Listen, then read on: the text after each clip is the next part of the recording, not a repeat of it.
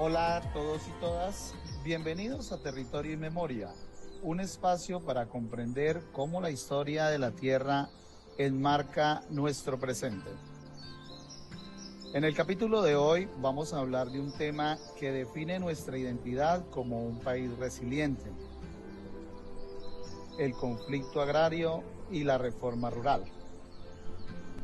Durante décadas, la tierra ha sido el centro de las luchas sociales, políticas y armadas. En este episodio exploraremos cómo la desigualdad en la distribución de la tierra dio origen a conflictos profundos, cómo el Estado ha intentado transformarla a través de distintas reformas y qué papel juegan hoy los campesinos, las comunidades, las etnias indígenas y las víctimas en búsqueda de una justicia y reparación.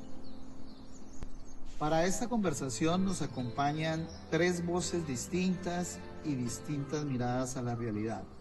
En primer lugar, la ministra de Agricultura, la doctora Lisset Lionel, con una amplia hoja de vida, pues ha trabajado en instituciones como el INCORA y la Agencia Nacional de Tierras.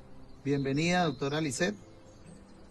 Álvaro, claro, muy contenta de poder estarlos acompañando hoy desde la visión institucional y claro, como abogada especialista en Derecho Constitucional.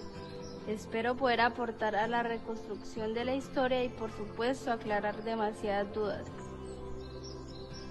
Bueno, también nos acompaña un viejo amigo, compadre Gabriel presente. Bienvenido, compadre Gabriel. Hola, mijo. Primero saludarla a todos ustedes, mucho gusto. Voy a contarles mi historia de vida y cómo me ha tocado luchar en el campo. Bueno, y finalmente contamos con la presencia de una desmovilizada que por efectos de esta grabación vamos a llamarla alias la Barbie. Bienvenida. Sí, Álvaro, yo fui parte de las Autodefensas Unidas de Colombia en época donde se creía que era la forma más fácil de ganarse la vida. Bueno, como lo pueden escuchar, tres voces que representan los rostros de una misma historia, la historia del conflicto agrario. Cuando hablamos del conflicto agrario, no solo nos referimos por el uso de posesión y la propiedad de la tierra, sino a un problema histórico que marcó el desarrollo del país, pues con el conflicto surgieron la desigualdad, la distribución de tierras, las economías ilegales y la falta de acceso a los recursos y el desplazamiento que al final se convierte en el ausentismo del Estado. No, eso viene siendo lo mismo que decía mi abuelo por allá cuando estábamos en el 19, que eso habían esas guerras civiles por esos tales cachiporros, esos liberales. Todos querían a la tierra de nosotros y los de los indígenas. Tiene razón, don Gabriel. Antes de que nos adentremos a las reformas, es muy importante resaltar que el conflicto por la tierra viene de cuando estaba el presidente López Pumarejo, que reconoce la función social de la propiedad. Claro, pues el derecho a la propiedad no es completo y debe de representar beneficios a nuestra comunidad. Bien se dice que se hizo el primer intento para redistribuir las tierras y ayudar a muchas personas. Déjeme decirle que ese antecedente que menciona don Gabriel es lo que nos lleva a impulsar el conflicto campesino y a tomar las armas en la época de 1930. Bueno, ya empezamos a escuchar las tres voces de esta historia. Doctora, hasta donde tengo entendido, usted como ministra nos podrá aclarar qué se hizo en la reforma con la Ley 200 de 1936. Claro que sí, Álvaro. La primera reforma agraria en Colombia se dio durante el gobierno de Alfonso López Pumarejo. Claro, con la Revolución en marcha, fue allí donde por primera vez se dio a reconocer la función social de la propiedad, un principio que permitió al Estado intervenir en la tierra cuando no cumplía con un fin útil para la sociedad. Claro, esta reforma fue el primer intento de redistribuir la tierra y de entender que la propiedad debía servir al bien común y no solo al interés individual. Mire, doctora, eso que usted dice suena muy bonito, pero por allá en el campo las cosas fueron distintas. A nosotros nadie nos explicó bien cómo era esa tal función social de la propiedad. Muchos pensaban que por fin iban a repartir la tierra, pero eso casi no llegó. Los grandes hacendados siguieron con sus fincas y los campesinos, nosotros nos tocó seguir trabajando la tierra ajena y a veces hasta arrendada. Yo me acuerdo que eso decía que el gobierno iba a ayudar a la gente, pero esos papeles y los trámites, eso era una cuestión muy dura para nosotros los campesinos, porque eso es un enreo. Y eso, en la práctica y la reforma, casi todos los de arriba y los de abajo seguimos igual. Sigue constantemente en lucha. Don Gabriel tiene toda la razón. En muchas regiones esa desigualdad en la tierra fue lo que encendió la guerra. Y en mi caso, cuando entré en las autodefensas, ya había mucha gente armada diciendo que defendían la propiedad, que defendían yo no sé qué y el orden. Pero la verdad es que tras de eso también habían intereses de grandes finqueros, empresarios y un reguero de gente que nada que ver. Y además querían mantener el control del territorio. Esto se pone interesante, pues don Gabriel y Barbie, lo cierto es que, aunque la reforma agraria de López Pumarejo marcó un precedente entre 1936 y 1961, el conflicto rural no solo continuó, sino que se agravó. Las tensiones por la tierra siguieron creciendo. Hubo unas nuevas olas de violencia política a finales de los años 30 y durante los 40. Los conflictos por las tierras se intensificaron, sobre todo en regiones como el Tolima, Cundinamarca, Santander y los Llanos Orientales. Los campesinos comenzaron a organizarse en ligas agrarias y sindicatos.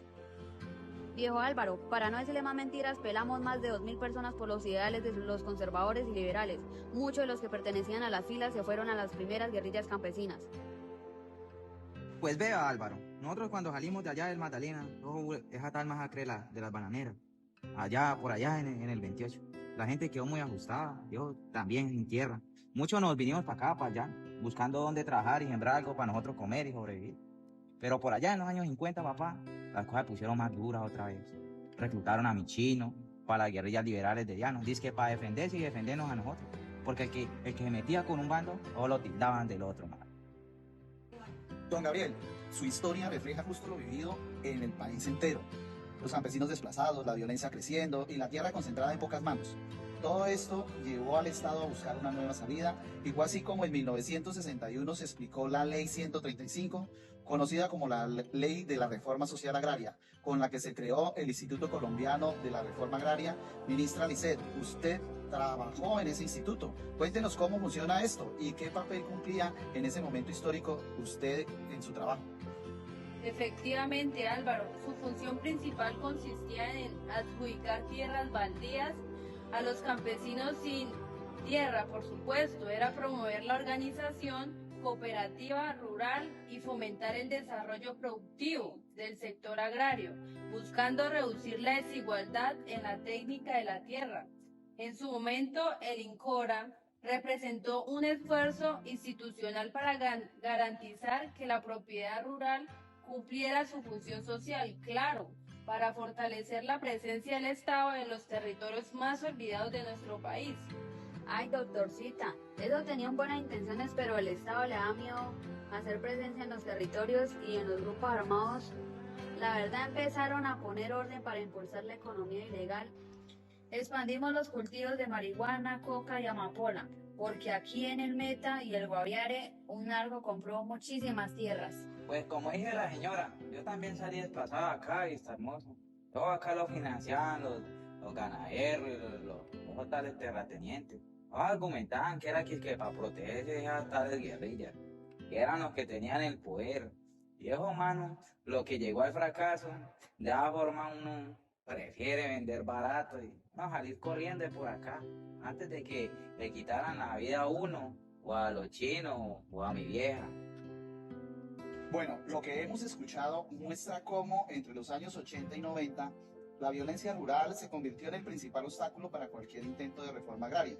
En medio de este panorama, el Estado buscó una nueva alternativa y fue así como la Ley 60 de 1994 se dio origen al Instituto Colombiano de Desarrollo Rural, INCODER, que reemplazó el antiguo INCORA. Sin embargo, su implementación no fue sencilla. El país aún enfrentaba desplazamientos, presencia armada en los territorios y una profunda desconfianza hacia las instituciones. Ministra Lisset, usted que conoce de cerca el funcionamiento de estas entidades, ¿cómo se proyectó el INCODER dentro de la política agraria y qué tanto logró avanzar en la redistribución de la tierra? Álvaro, por supuesto, se creó el Sistema Nacional de Reforma Agraria y Desarrollo Rural Campesino, como un conjunto de instituciones y demasiados mecanismos para impulsar un desarrollo más equitativo en nuestro campo. Esta ley buscó no solo adjudicar tierras, sino también garantizar el acceso integral, incluyendo subsidios para la compra de predios, apoyo técnico y crediticio, y la participación de las comunidades rurales en la gestión de sus territorios. Por primera vez se incorporó de manera expresa un enfoque ambiental, reconociendo que la tierra no es solo un bien económico, sino también un recurso vital que debe usarse de manera sostenible. Sin embargo, los avances fueron limitados para la desconfianza en las instituciones. Eso se creó fue porque reconocieron los derechos de la nueva constitución. Ya la constitución se quedó fue con sangre nosotros los campesinos. Y además ese instituto fue pura colusión. Ya era mejor uno venirse para la ciudad porque en el campo habían dos opciones, o uno se moría o trabajaba para la guerrilla. Mire Álvaro, yo estuve en la guerra hasta que se confirmó el acuerdo de paz en 2016. Y si algo vi yo en todos esos años fue que el campesino siempre terminaba siendo el más afectado. Perdían sus tierritas, sus casitas, hasta todas sus familias. ¿Todo por qué? Por una guerra que decían que eran por ellos, pero que nunca les trajo nada bueno. Cuando se firmó el acuerdo y como primer punto se hablaba de la reforma rural integral, de devolver las tierras y darle las oportunidades al que trabajara. Y aunque yo no firmé ese proceso porque no hacía parte de las guerrillas, fue en ese momento que tuve la valentía para dejar de ser paraca. Bueno, es bastante importante lo que acaba de decir la Barbie. Con el referente al punto 1 del acuerdo de paz del 2017 fue uno de los pilares centrales, la reforma rural integral, pensada para saldar la deuda histórica con el campo colombiano. Buscaba garantizar el acceso a la tierra y el desarrollo rural con equidad mediante la creación del Fondo de Tierras con 3 millones de hectáreas para campesinos sin tierra y la formalización de 7 millones más. Además, se implementaron los PEDET y los Planes Nacionales de Infraestructura, Salud, Educación, Agua y Desarrollo Rural, con el fin de transformar de manera real las condiciones de vida del campo. Doctora Lisset, ¿puedes aclararnos un poco sobre el tema? Claro, Álvaro. Con esto ya ubicamos lo que sería la cuarta reforma rural en Colombia, lo que nace precisamente del Acuerdo de Paz de 2016. En esta reforma se entrelaza con la creación de la Agencia Nacional de Tierras, una entidad encargada de administrar, ubicar y formalizar la propiedad rural, además de gestionar el Fondo de Tierras y coordinar los procesos de ordenamiento territorial. En otras palabras, podemos ver que la agencia busca garantizar que la tierra cumpla su función social y que los procesos de acceso y formalización realmente lleguen a las comunidades que históricamente han estado excluidas del desarrollo rural en nuestro país. Bueno, escuchándolos atentamente, en resumen, este punto de la reforma rural integral, de acuerdo con el proceso de paz, se componen de 3 grandes ejes. El primero, el acceso y uso de la tierra, que busca entregar y formalizar terrenos a campesinos que no los tienen o los poseen sin título, garantizando seguridad jurídica y productiva. El segundo, los programas de desarrollo con enfoque territorial, que son los famosos PEDET, pensados para las zonas más afectadas por la violencia y la pobreza, con proyectos que impulsan vías, educación, salud y participación comunitaria. Y el tercero, los planes nacionales de reforma rural integral, que coordinan acciones en todo el país para mejorar la infraestructura rural, la asistencia técnica, el crédito, el agua y el bienestar en el campo colombiano. Todo esto en conjunto representa el esfuerzo más reciente por saldar una deuda histórica con quienes han vivido, trabajado y resistido en el territorio.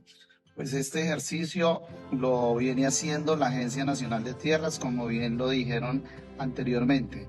Esperamos pues que este proceso nos haya dejado algún conocimiento. Pues don Gabriel, ¿usted qué piensa de eso? Sí, Álvaro, así me he podido ver algunos resultados. Me lograron entregar una tierrita donde pude cultivar, trabajar y sostener a mi familia. No ahorra todo lo que vivimos, el dolor de la guerra, pérdida, o a veces ni compensa los años de desplazamiento y sufrimiento que sufrí. Pero al menos uno siente que algo de todo este esfuerzo y dolor empieza a retribuir y a llenar todo ese vacío que una vez sentí. Mire Álvaro, yo sé de buenas fuentes que aunque la guerra en el país no se ha acabado, por lo menos ya no se extienden tanto como en otros años. Eso nos da un poquito de esperanza, que las reformas, que los acuerdos y las presencias del Estado empiezan a generar cambios reales en los territorios, aunque falta mucho por recorrer. Bueno, escuchándolos atentamente a todos, estamos llegando al final de nuestro podcast. Gracias a todos por sus aportes. Creo que ya tenemos suficiente ilustración. La historia del territorio colombiano es compleja, muy compleja, pero también muestra la resiliencia de nuestros campesinos, el valor, el querer su campo después del conflicto y la reforma. Gracias por acompañarnos en Territorio y Memoria. Nos escuchamos en el próximo capítulo, donde seguiremos explorando las historias que dan forma a nuestro país.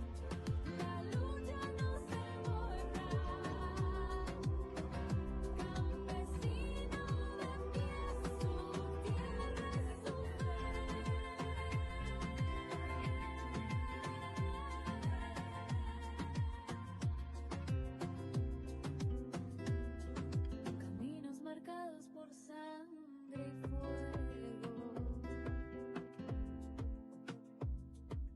desplazamiento que arrasa el sosiego, la reforma prometida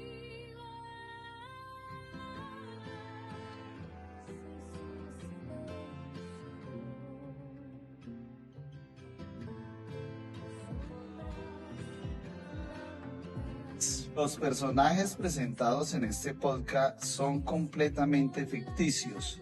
Cualquier semejanza con personajes reales, vivos o fallecidos, es pura coincidencia. El contenido aquí creado tiene un propósito exclusivamente ilustrativo y educativo, orientado a hacer el diálogo más dinámico, entretenido y comprensible para el público, sin que ello implique una representación real de hechos o situaciones específicas. A nuestro profesor de Historia de la Administración, un saludito a Said Jiménez.